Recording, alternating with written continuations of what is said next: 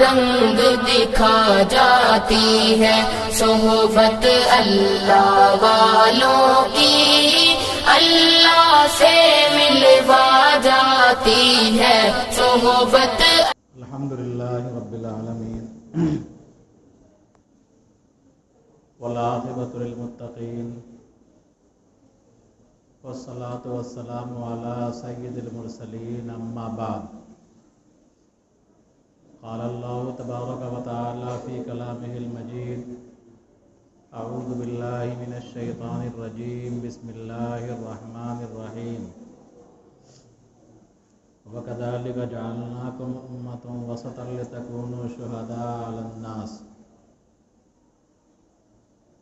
وقال تعالی فی موضع آخر، ربنا آتنا فی الدنیا حسنہ وفی الآخرۃ حسنہ وقنا عذاب النار۔ صدق اللہ العظیم۔ محترم بزرگوں، عزیز ساتھیوں، گزشتہ ہفتے آپ حضرات کے سامنے اسراف اور تبذیر یعنی فضول خرچی کے تعلق سے بات آئی تھی، اور بتایا گیا تھا کہ فضول خرچی کرنا یہ شیطانی عمل ہے، اور قرآن کریم میں فضول خرچی کرنے والے کو شیطان کا بھائی قرار دیا گیا ہے۔ انسانی زندگی میں مختلف مواقع ایسے آتے ہیں جس میں انسان حد اعتدال سے، حدود سے گزر جاتا ہے، تو آدمی کو ہمیشہ اعتدال میں رہنا چاہیے،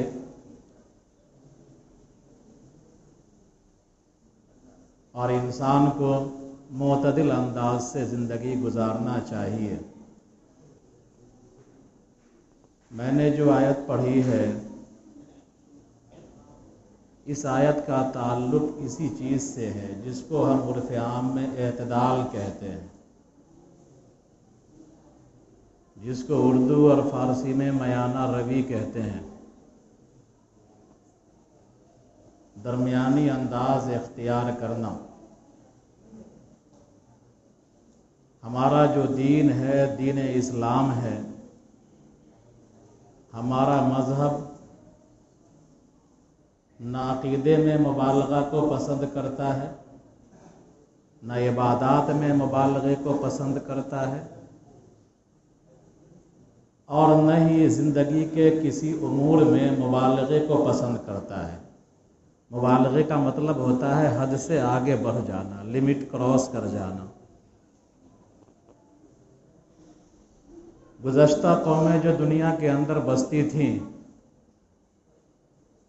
تو کسی قوم میں افراط ہی افراط تھا، اور کسی قوم میں تفریط ہی تفریط تھا۔ اللہ تبارک و تعالیٰ کے ذات عقیدے کے تعلق سے بھی ان کے اندر افراط تھا، اپنے نبی کی عظمت کے تعلق سے بھی ان کے اندر افراط تھا۔ جو مشہور قومیں تھیں، اللہ کی ذات کے سلسلے میں یا اللہ کی صفات کے سلسلے میں یا تو وہ سرے سے اللہ کے منکر تھیں، اللہ کی ذات کی منکر، اللہ کی صفات کی منکر، جس کو عرف عام میں کافر کہا جاتا ہے، یا اللہ کو مانتی تھی لیکن اللہ تبارک و تعالیٰ کی صفات کے اندر شریک ٹھہراتی تھی۔ مختلف شخصیات کو اللہ تبارک و تعالیٰ کے ساتھ شریک گردانتی تھی، جس کو عرف عام میں مشرک کہا جاتا ہے۔ اللہ کو مانتے تھے لیکن اللہ تبارک و تعالیٰ کی صفات میں شریک کرتے تھے، اللہ تبارک و تعالیٰ کی ذات میں بھی شریک کرتے تھے۔ اسی طرح گزشتہ قوموں میں بعض قومیں ایسی ہوئیں جنہوں نے نبیوں کا سرے سے انکار ہی کر دیا، نبیوں کو قتل کرنا شروع کر دیا، نبیوں کو برا بھلا کہنا شروع کر دیا، اور بعض قومیں ایسی گزری جنہوں نے نبی کو مقام نبی کی محبت میں غلو کرتے ہوئے نبی کو مقام نبوت سے اٹھا کر کے الوہیت کے مقام میں گھسا دیا.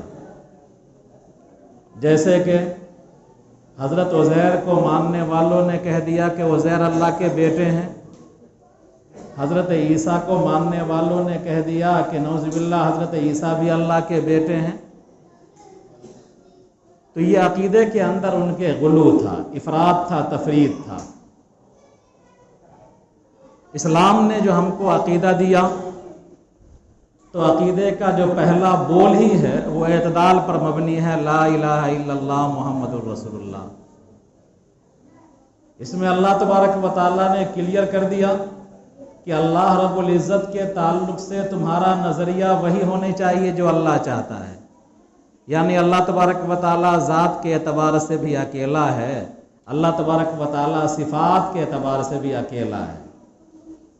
اور رسول کے بارے میں اللہ تبارک و تعالیٰ نے بتلا دیا کہ محمد الرسول اللہ یا محمد عبدہ و رسولہ، کہ محمد صلی اللہ علیہ وسلم سے محبت کرنا ایمان تو ہے، لیکن اس محبت میں غلو کرنے کی تم کو اجازت ایسی نہیں ہے کہ محمد صلی اللہ علیہ وسلم کے مقام و مرتبے سے ان کو بڑھاتے ہوئے ان کو اللہ کے صف میں گھسا دو.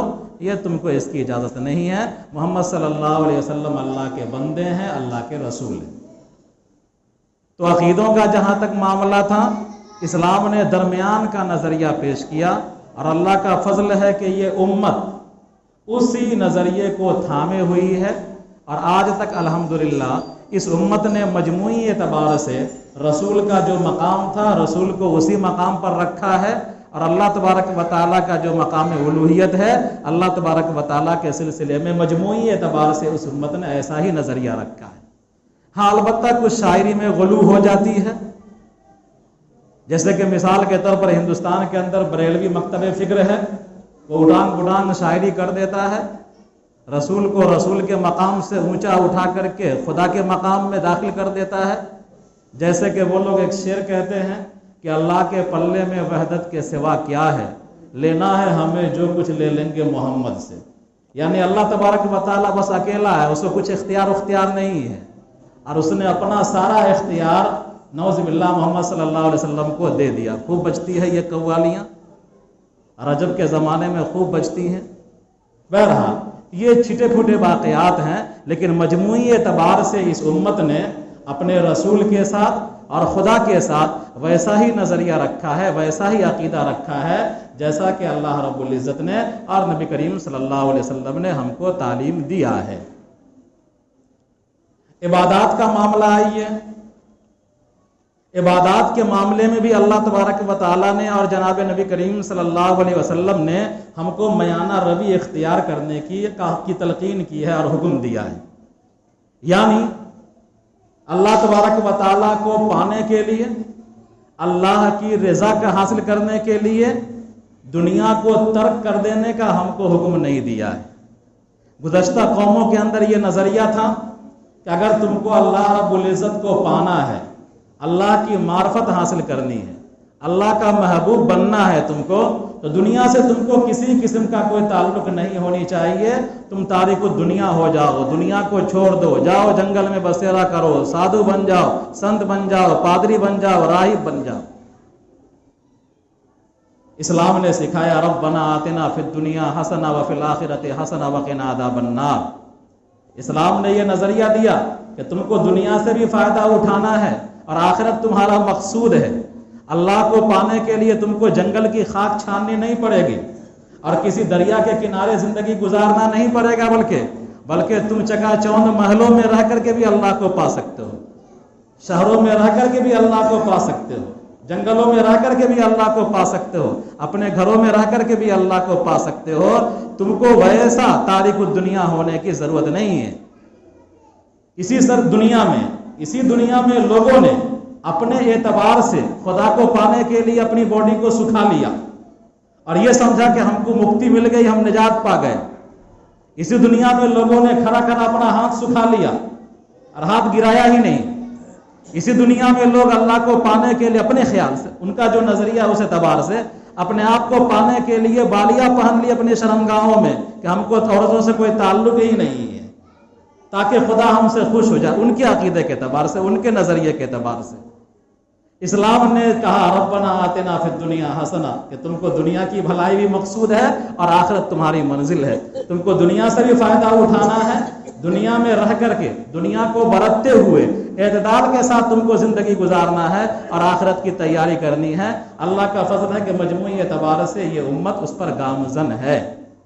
خیر، میں بات شروع کیا تھا عبادات کے تعلق سے، تو اسلام نے یہ نہیں کہا کہ تم رات دن اللہ کی عبادت کرتے رہو، اسلام نے قطعاً یہ نہیں کہا۔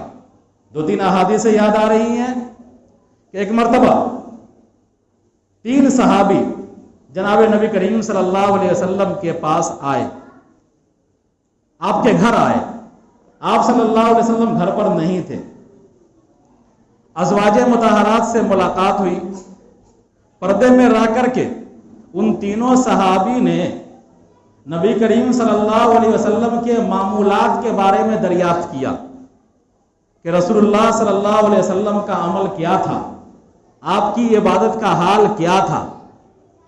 ازواج مطہرات نے بتلا دیا کہ حضور صلی اللہ علیہ وسلم نماز بھی پڑھتے تھے، حضور صلی اللہ علیہ وسلم آرام بھی کرتے تھے، حضور صلی اللہ علیہ وسلم نفلی روزہ بھی رکھتے تھے، حضور صلی اللہ علیہ وسلم نفلی روزہ 9 بھی رکھتے تھے، یعنی حضور اور گھریلو کام میں ہاتھ بھی بٹاتے تھے۔ یہ ازواج مطہرات نے نبی کریم صلی اللہ علیہ وسلم کے مجموعی عمل کا خاکہ ان تینوں صحابی کے سامنے پیش کیا۔ حدیث کے اندر آتا ہے کہ ان تینوں کو یہ خیال آیا، کہاں رسول اللہ اور کہاں ہم ادنا انسان،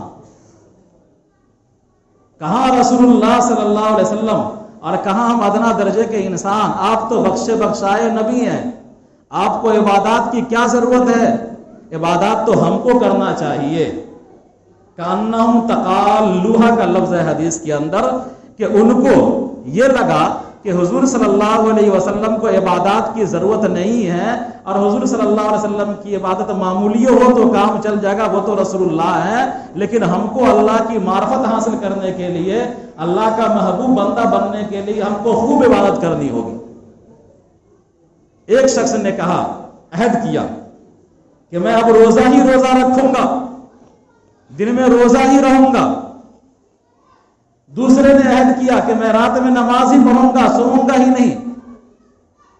اور تیسرے نے عہد کیا کہ میں اپنی بیوی سے قطع تعلق کر لوں گا، یعنی کبھی شادی کروں گا ہی نہیں۔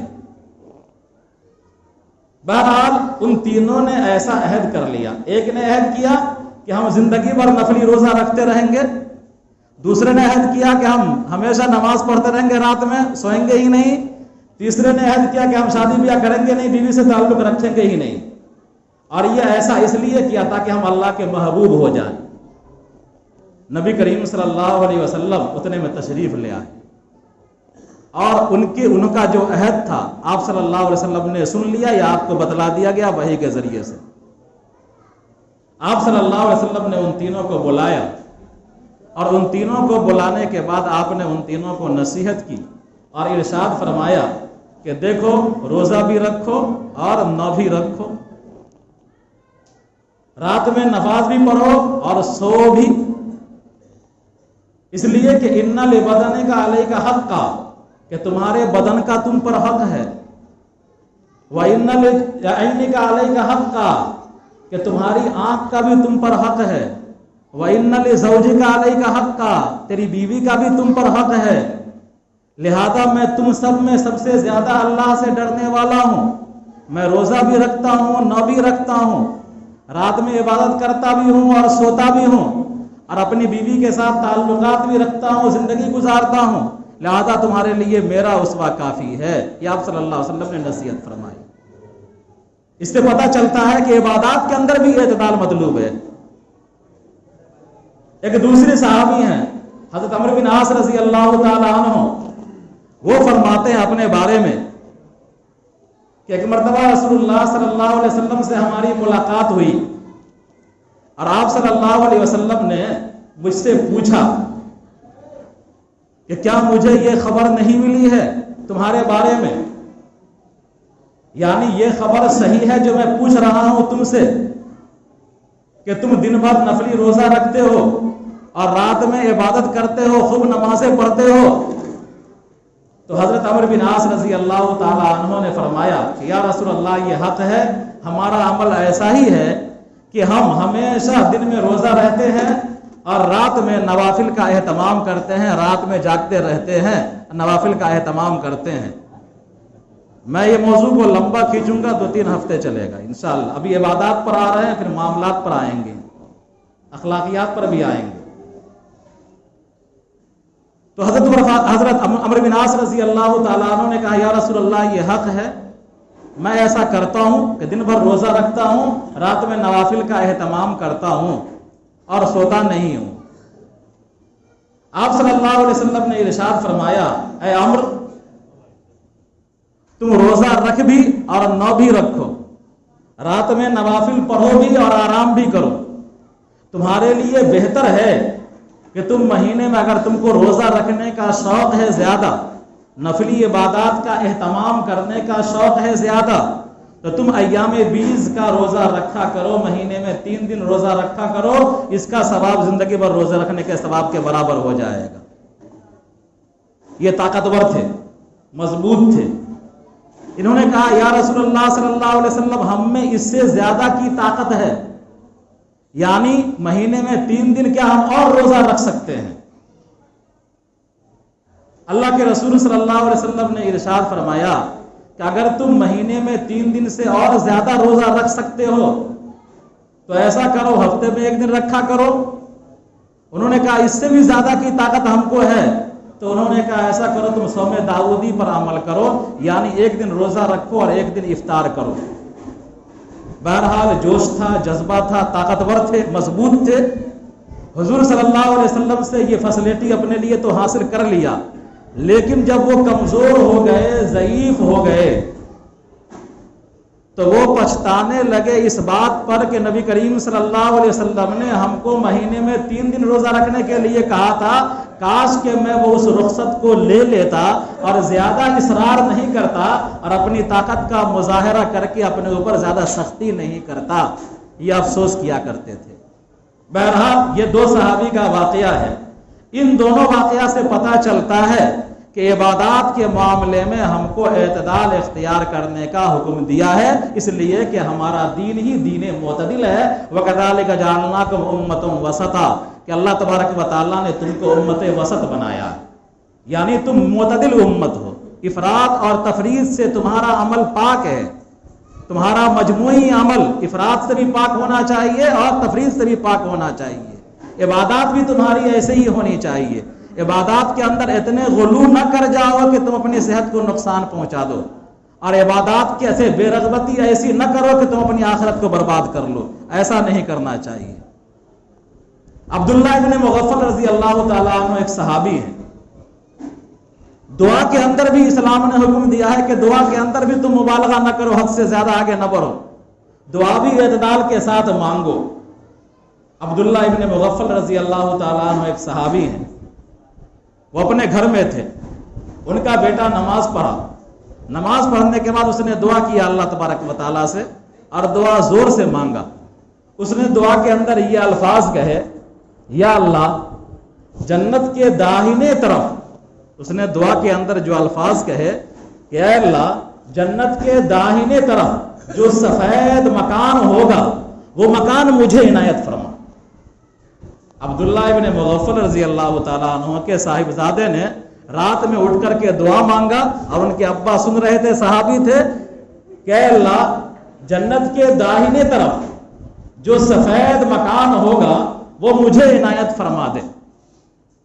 عبداللہ ابن مغفل رضی اللہ تعالیٰ عنہ نے اس کو سن لیا۔ دعا جب ختم ہوئی بیٹے کے پاس آئے اور بیٹے سے کہا کہ تم کو صرف اتنا مانگنا تھا اللہ سے کہ اے اللہ تم ہم کو جہنم سے بچا دے اور جنت میں داخل کر دے، تم نے دعا میں مبالغہ کر دیا، حد سے آگے بڑھ دیا، حد سے تم آگے بڑھ گئے دعا کرنے میں، تم نے مبالغہ کر دیا۔ اس کے بعد انہوں نے جناب نبی کریم صلی اللہ علیہ وسلم سے سنی حدیث بیٹے کو سنائی اور فرمایا کہ بیٹے جناب نبی کریم صلی اللہ علیہ وسلم نے ارشاد فرمایا تھا کہ ایک موقع ایسا آئے گا کہ لوگ طہارت میں مبالغہ کریں گے اور لوگ دعا میں مبالغہ کریں گے، یعنی دعا میں بھی حد سے آگے بڑھ جائیں گے اور طہارت کے اندر طہارت حاصل کرنے میں، نہانے میں، پاکی حاصل کرنے میں بھی حد سے آگے بڑھ جائیں گے۔ آج دیکھیے ہم اور آپ طہارت حاصل کرنے میں کتنا مبالغہ کرتے ہیں۔ جو طہارت ہم کو 1 لوٹا پانی سے حاصل ہو سکتی ہے، اس 1 لوٹا پانی کے بجائے 5 لوٹا پانی سے ہم حاصل کرتے ہیں۔ جو غسل ہم 2 بالٹی سے کرتے ہیں، 2 بالٹی کے بجائے 15 بالٹیاں پانی بہہ جاتی ہیں۔